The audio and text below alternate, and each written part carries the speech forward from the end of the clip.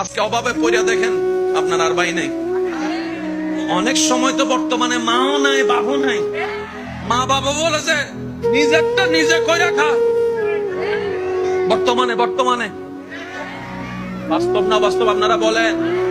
যে ছেলে কামাইতে পারে তারও আদর, তার বউরও আদর, তার ছেলে মেয়েরও আদর, নাতি নাতির বুকে টাইনা নাই। আর যে ছেলে সংসারে টাকা দিতে পারে না তারও দাম নাই, তার বউরও দাম নাই, এমনকি ছোট ছোট বাচ্চা নাতি নাতিরও দাম নাই। কথা বলেন ঠিক না?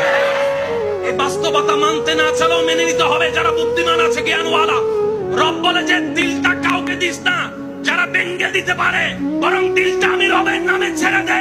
আর আমি রব তো এমন দয়াবান, পৃথিবীতে বাঙ্গা জিনিসের দাম থাকে না, কিন্তু তোর বাঙ্গা হৃদয়ের দাম তোর মার কাছে না থাকলে, বাবার কাছে না থাকলে, ভালোবাসার মানুষের কাছেও না থাকতে পারে, কিন্তু তোর বাঙ্গা হৃদয়ের দাম আমি রবের কাছে 24টা ঘন্টা আছে। সেজন্য দিলটা সবসময় দিতে হবে কাকে? একটু জোরে বলেন, আরো জোরে।